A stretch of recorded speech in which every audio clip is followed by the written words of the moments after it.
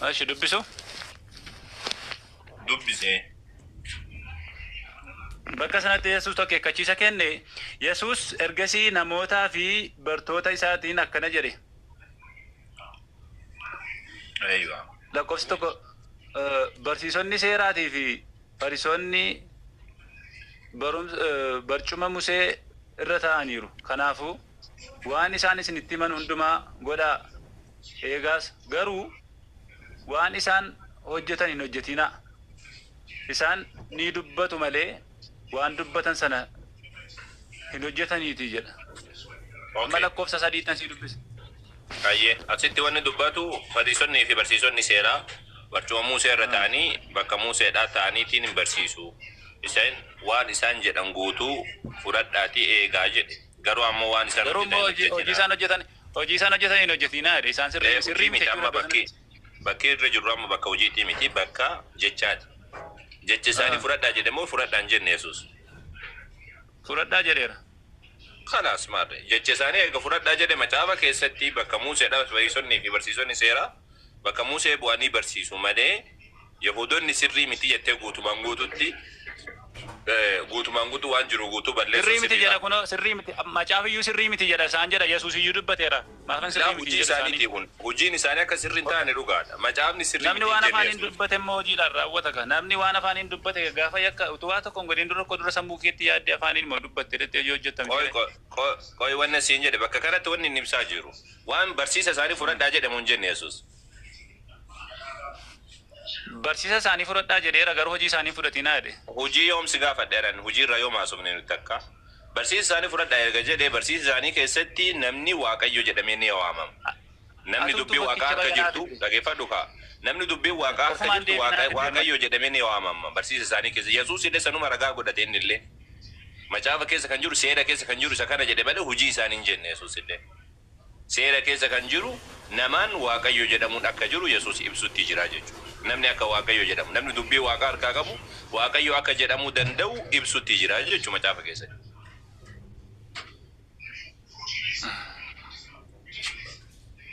Tasmaamaan walii gallee maaliifi kana siin jedhu Peter tana fudhadhu malee mormin isa kana Yesuus Kiristoos bar namni Waaqa jedhamee ni waamama namni dubbii Waaqaa harkaa qabu Waaqa ni jedhama jedhee dubbatu jira bar Waaqa ni jedhama seera keessan keessatti jedhee ibsuufi jira. Lakkoofsa 35 irra bakka amma duratti san yoo deebitee wannis boqonnaa 10 san lakkoofsa 35 irra yoo dubbiste Waaqayyo warri dubbiin Waaqayyo Waaqa harka jiruun Waaqayyoolee jedhee jira. Wanni macaafni jedhes hin diigamu jedhe. Wanni caaffanni jedhes hin diigamu jedhedha. Akkana jechuun namni dubbii Waaqaa harkaa qabu namni dubbii Waaqaa namatti geessu Waaqayyo ni jedhama jechuudha. Si garaami wanni ibnu si ibsu barbaadisa kana akka sirri si galuudha. Fudhadhee shimaal godhi jettee mati. Aywa fakkeenyaaf amma akka ati jette kana osoo Yesuusiyyuu Waaqa kan jedhamu taate yookaan Museen akkuma Museen Waaqa jedhame sanidha waan biraa waan dabalataan qabu. Akkuma Yahudoota keessa abbootiin firdii faati namoonni garagara Waaqa jedhaman san. Yesuus illee osoo Waaqa jedhameeyyuu Waaqa jechuun ka waa uumu jechuu osoo hin taane ka dubbii Waaqaa namatti geessu jechuudhaaf akkas jedhame Yesuus. Yesuus Waaqa waa uumuudhaa miti. Waaqa waa uumuudhaa miti. Inni waa uumu sun abbaa kan jedhamu san qofaadha. Waaqa abbaa jedhamu san qofaatu waa uuma malee inni kun waan tokkoyyuu uumu Yesuus. Waan tokkoyyuu uumu jechuu barbaadeeti. Bakka sanatti waan ati hubachuu qabdu Yesuus kana jechuunsaa barsiisa isaanii isa sirrii malee hin fudhatinaa. Inni sirriin taane hin fudhatamu bakka sanatti sii galeera miti. Kanaaf hojii isaanii barsiisa isaanii isa sirriin taane hin fudhatinaadha bakka. Fakkeessisoota ta'uu isaanii namoota rakkisuu isaanii garaa qulqulluu dhabuu isaanii agarsiisa bakka sanatti. Akkasii miti boo. Akkasii miti bakkuma isaan lakkoofsa 35 yoo dubbiste Yesuus wanni macaafni jedhe hin diigamu jedhee jira hin jabeesseeyyuu malee. Lakkoofsa 35 dubbismee lakkoofsan. Seera Musee isa sirrii isa keessaa sirrii sana inni akka sirreessu dhufe itti cimsuu dhufe malee. Achuma Yohaannis boqonnaa 10 lakkoofsa 35 irra yoo dubbiste bakkuma duratti dubbiste san 34 qofa dubbistee dhaabbate 35 yoo dubbiste wanni seerri jedhus hin diigamu jedha. Wanni macaafni jedhus hin diigamu jedhee dubbataayyuu. Inni hojii Musee koo inni seera Musee koo diiguu dhufe miti ijaaruu dhufe malee siruma isaayyuu. Kanaafuu seera Musee keessatti Museedhaan Waaqayyo jedhamee jira ka. Waaqayyo jedhamee jira abbootii firdiitiin Waaqayyo jedhamee jira. Si kennuu danda'a malaayikaadhaan Waaqayyo jedhamee jira seera Musee keessatti. namoota baay'eedha waaqayyo jedhamee jira namaanillee jedhamee jira malaayikaadhaanillee jedhamee jira seera Musee keessatti waaqayyo jedhamuun bar waaqa nama godhu nama dubbii waaqaa geessuunillee waaqayyo jedhama macaafa keessatti fakkeenyaaf amma akka sirrii galchuumee Peeter kiyya Petros akka sirrii galuudhaaf macaafa keessatti waaqayyo dhufee waaqayyo akka loltuu jabaatti gadi bu'aa waaqayyo akkana dhufaa jedhama waaqayyo ofii isaatii seefii qabatee dhufamoo ergamaan isaa dhufuudha ibsa yookaan ammoo lolli isaa dhufuudha ibsa. Ergamaa isaa afuuraan dhufa waaqayyo. Ergamaan isaa dhufuudha namni wayiidha waaqayyo akka loltuu jabaatti gadi bu'ee gaafa jedhamu siigaltee waaqayyo ofii isaatti bu'ee jechuudha miti nama ergee jechuudha nama loluu rabbiin namatti ergaa jechuudha. Siigaltee saba Israa'eliin gaafa dubbatu ani seefii kiyya luqqifadhee isin fixa lafarraa gaafa jedhu waaqayyo ofii isaatti gadi bu'eetiin seefiidhaan nama xaragaa jechuudha miti hiikni isaa nama isin ajjeesu isinitti ergaa jechuudha. Akka sanatti hubachuu qabda waaqayyo nama waaqayyo jedhamuun hin jira macaafa keessa siin jechuu barbaade. Waaqayyo loltuudha maqaan isaas waaqayyoodha kan jedhu seera boqonnaa 15 keessatti iyyuu hin jira. Kanaafuu waaqayyo loltuu jabaadha jedhame maali loltuu jagna jedhame. Waaqayyo loltuu jagnaadha jedhee dubbata. Waaqayyo loltuudha jechuun ofii isaatti gabbu'ee lola jechuudha moo harkaan nama qabee akkasii waaqayyo loltuudha jechuun loltoota namatti ergaa jechuudha siigaltee yaa gaafa dallaneetiin jedhe ummata biraa namatti ergaa jechuudha akkasitti hubachuu qabda siin jechuu barbaade. Sirrii hubadheeshi. Ayyeetodhe amma gara biraatti ceena ati Yesuus Kiristoos isatu waa uume jettee amantaati. Wanti hundumtuu Yesuus Kiristoos moo? Awwaluu ka jettu kun muti qabadhe. Yesuus Kiristoos isumatu waa uume jettee amantaati. Uummaadhaani. Mee bakka itti Yesuus Kiristoos bakka itti ani waa uume jedhu mee naa kennime. Eessatti Yesuus ani waa uume jedhu. Yohaanis boqonnaa 1 lakkoofsa 3 naa baasi. Mee dubbis tamre. Hin dhageeffadha. Naa baas tamoo siin baasa na hardi koppii na harka jira gatii deemte koo na rakkisa yoo si bira jira ta'e baasa.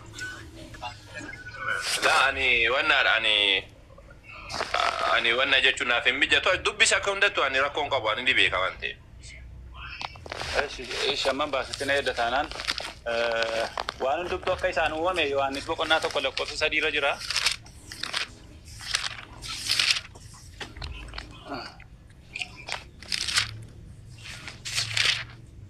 Yohaanis boqonnaa 1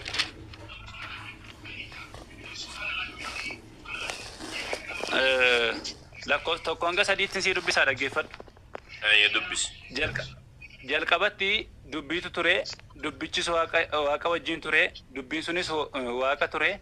Innis jalqabatti waaqa wajjin ture. Wanni hundinuu isaan ta'e. Waan ta'e hunda keessaas wanni isa malee ta'e tokkoyyuu hin jiru jedha. Jireenyi isa keessa ture. Jireenyi sunis ifa namootaa ture. Ifni sun dukkana keessatti hin ibsa. Dukkanni garuu isa hin mo'anne jedha. Kanaafuu Yesuus wanti hundumtuu isaan uumame.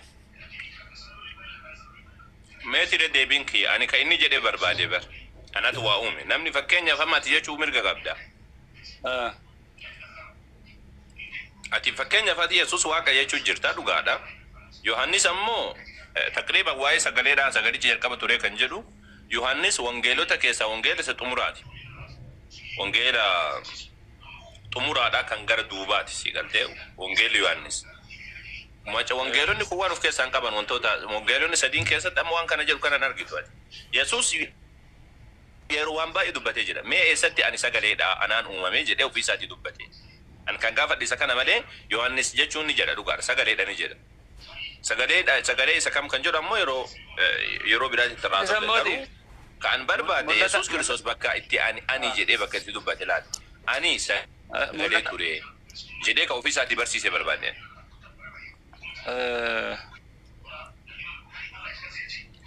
Ofii isaatii mul'ata Yohaannis boqonnaa 22:13 keessatti.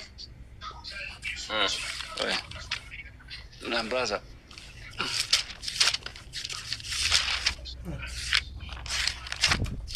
Ati mul'ata maaliif naa baaftanii mul'ataa fi mul'ata jechuun abjuu jechuudha bar waan hirriba keessa arganidha. Inni suni qaxxitaan hiikamu.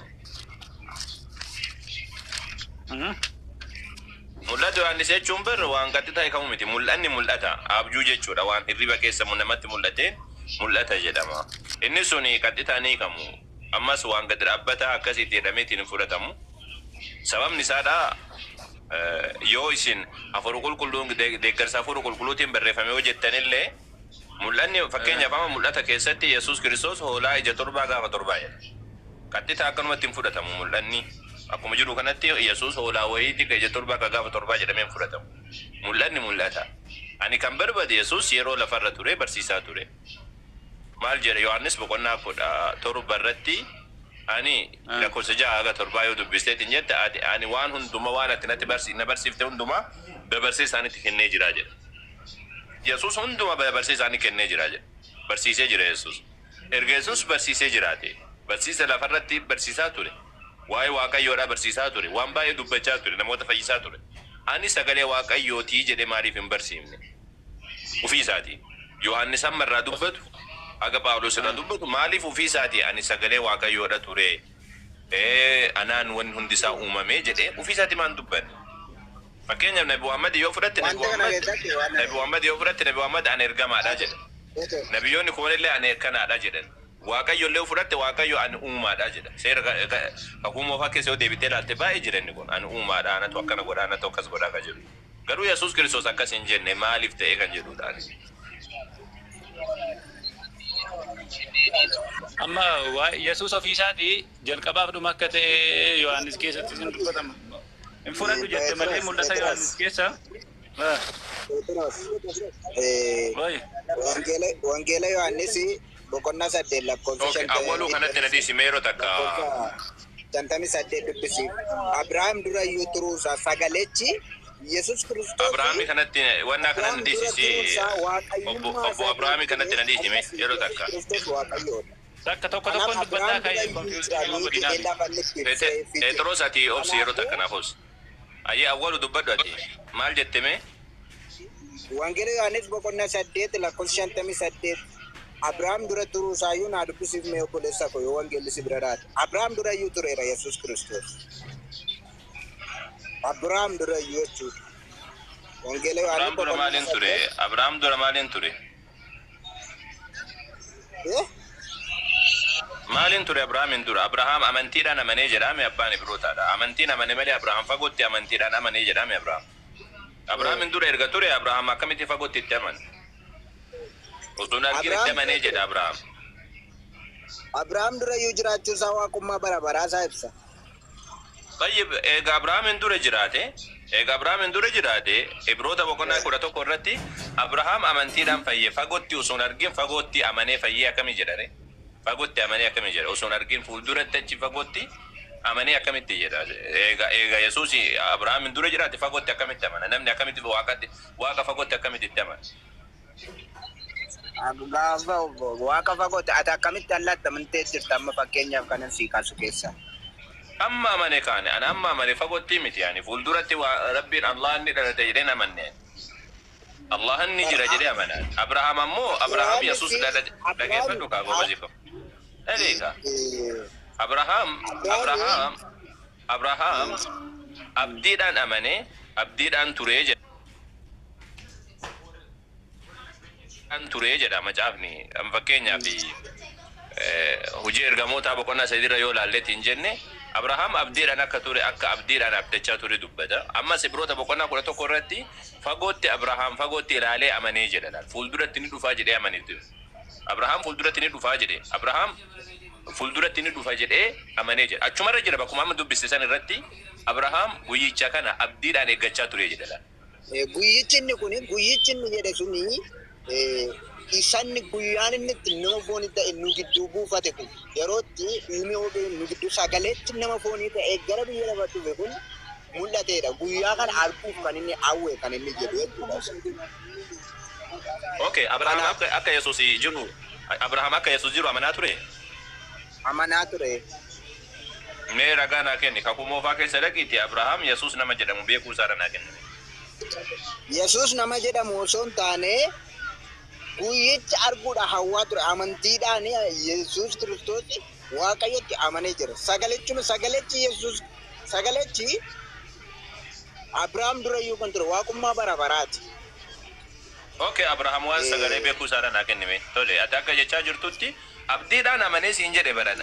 Abrahaam guyyicha arge. Abrahaamin dura jiraachuu Yesuus Kiristoosi abdiidhaani. Fakkeenyaaf amma Henook zamana Henook keessa iyyuu jiraa jedha macaafni abdiin Yesuus Kiristoos. Enumaa uumaa biyya lafaa durayyuu waaqa abdi wannaadhaan turee jedha yaadaan turee jira jedhee dubbata dhugaadha. Macaafa keessa jira inni kun yaadaan turee jedha.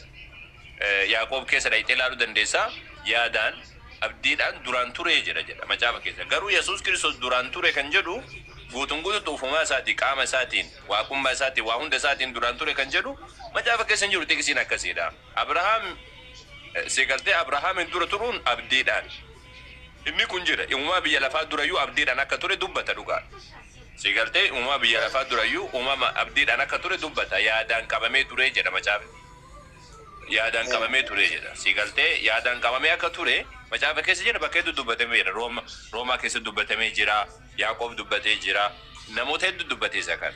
Hojii ergamootaa keessatti boqonnaa sadiirra dubbatamee jira. Abdiidhaan yaadaan qabamee akka ture jechuudha. Garuu ammoo ofii isaatii waaqummaa isaatiin aangoo isaatiin duraan Yesuus Kiristoos turu ammoo macaafni dubbatu isa kana. Isa kana yoo jiraate mee naa kenne ragaa isaadha. Amma isa kana ragaa gadi guutummaadhaan obboleessi koo siif ibsuu danda'a. Aankan sii kaasee bari sagaleen sun Yesuus Kiristoos waaqummaan Abrahaam dura turuu isaan sii kaase. Kanarratti obboloonni koo wantoota gadi fageenya wangeelas barsiisuu danda'u. Obboleessi koo itti fufee dubbatu isa kana. Yesuus waan sagaleen dubbanne achitti bari indoo gongorte. Yesuus waan ofiidhaa dubbate waan sagalee lafaan kaafneen. An sagaleedhaan duraan ture jedheen dubbanne. Yesuus Kiristoos Abrahaam dura iyyuu turuusa maaliin ture? Sagaleedhaan waan si gaafadha. Waan si gaafadha. Yesuus Kiristoos obsi bakkuma sanitti Yesuus Kiristoos an Abrahaam dura ture jennaan atoo waggaa 50 guunne akkamitti Abrahaamin dura ture jettaa jedhanii itti lolan. Akkanuma akkanaa miti. Mar jarren beekani ka. Okay, tamam. Achi boodaan ammoo rukutuudhaaf gaafa kaan Yesuus Kiristoos baqatee deeme mun deemne. Dhokatee deeme mun deemne.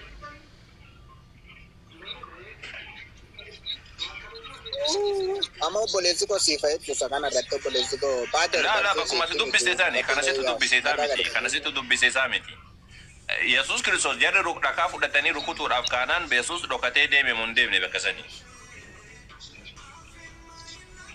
Narra kan caalan kan si barsiisan jiru waan ta'eef barsiisa dogoggora dhokatee deeme mun deemne bakkuma ati dubbisee isaani bakka biraatti dhokatee deeme mun deemne bakka sanii. Dhiisanii deeme. Dhokatee deeme mun deemne macaafni akkas jedha dhokatee deemee jedha bara. Maaliif kaafteree ati isa kana maalitti ibsite? Maalitti Okay, duraan Abrahaam Yesuus Kiristoos waaqummaa isaa asitti ibsaa jira erga ta'e akkamitti namni rukutuudhaaf ka'ee jennaan inni waaqaati akkamitti dhokatee deema jedhu. Waaqummaa isaa ibsu jira naan jette ajam asitti. Waaqummaa isaa erga ibsaa jiraate kun rukutuudhaaf ka'anii nama dhokatee akkamitti deema eega waaqa ta'e. Akkamitti waaqni nama dhokata akkamitti sodaatee jala uummata jala dhokata akkamitti jala baqateetiin jala kuta. Yesuus Kiristoos jalayyuu kan inni dhufee inni fayyisuudhaaf gara biyya lafaa dhufe. Erga waaqa ta'e akkamitti waaqummaa ibsaa jira bakki kun erga naan jette akkamitti Yesuus Kiristoos baqatare akkamitti dhokata akkamitti jara kana jala akkamitti jara kana sodaate. Jarri rukutuuf kaanaan dhokatee baqatee jedha bakka sanirraa. Obboloota koo gaafadhu siifa ibsanii asirratti. Isa kana atummaan ibsi malee waan itti seente ofii kan kee seente kaatee isaan siyaa ibsanii jettamu. Siifa ibsanii asirratti jedhe siifa hin galu akkanatti. Laala atummaan naaf ibsi rakkoon qabuuti ati maaliif dhokatee deeme isa kana naaf ibsi malee. Naaf gala maaf naaf hin galle maal. Isaaniif hin galle kaa jarri. Erga dhiifama guddaa erga inni hubannoo isaan qabu isaaniif hin galle. Amma nama hubannoo hin qabne qabdanii morma nu diina. Laala qoy yeroo takka qoy isatu fuudhe waan ta'eef jecha xiqqoo siidhaa wanna jechuu barbaachisaadha. Si galtee namni amma dubbisa wal caala. Ani immoo siin ibsa isanni maaliif baqateen sodaate moo maaliif isa jedhu sittani man. Qoy natti himta qoy awwaluma wajjin fitadheetti nagasanii ammoo wanna jedha. Maal jedha si fakkaate Yommus Yihuudoonni Yesuusitti darbachuudhaaf dhagoota funaannatanii jedha. Inni garuu dhoksee mana qulqullummaa keessaa ba'ee deemee jedha. Maaliif dhokateetiin deeme? Kanumaan uf dhoksee jechuun haguuggate. Akkanatti uf dhokseeti daddafee achi baqateetiin deemee jira. Jarri ajjeesuudhaaf rukutuudhaaf kaadha. Erga waaqummaa isaadha ibsuudhaaf dhufe. Bakka kanatti waaqummaa isaa ibsaa jira erga ta'e. Maaliif uf dhoksa? Maaliif dhokata? Maaliif inni waaqa jetteni kun uumaa samiif dachii jechuu jirta? Akkamitti waaqni sodaate uf dhoksa? Akkamitti nama jalaa dhokata? Hin sodaate miti bakka sanatti inni sodaarra miti. Maaliif ne? Inni gabaabaamatti deebii gabaabaa kana sii kennu guyyaa inni itti ajjeefamuuf yookaan immoo lubbuu isaa biyya lafaatiif kennuu fi dhiiga isaa dhangalaasuuf dhufetu hin geenye. Dhagaan dhiiga namaa dhangalaasa guyyaan inni itti dhiiga isaa dhangala'u garuu hin geenye guyyaansa. Kanaaf yeroo baay'ee akka jarri dhakaa ol fuudhu gochuu hin danda'u moo akka jarri dhakaa ol hin fuune gochuu hin danda'u moo waaqa jettanii misira? Waaqummaa isaa asitti ibsuu jira naan jedhe Abuun bakka kanatti bakka waa'ee Abrahaam dubbatu kanatti ani waan abdii dubbachuu jira jennaan inni lakke akkasiidha miti waaqummaa isaa ibsuu jira naan jedhe. Eega waaqummaa isaa ibsaa jiraate akkamitti dhokseeti mana qulqullummaa keessa ba'ee deema? Jarra sana achumatti fixuu danda'a. Yookaan ammoo dhakaa sana akka jarri fuudhuu hin dandeenye gochuu danda'a. Yookaan dhakaa sana eenyu ka'iitii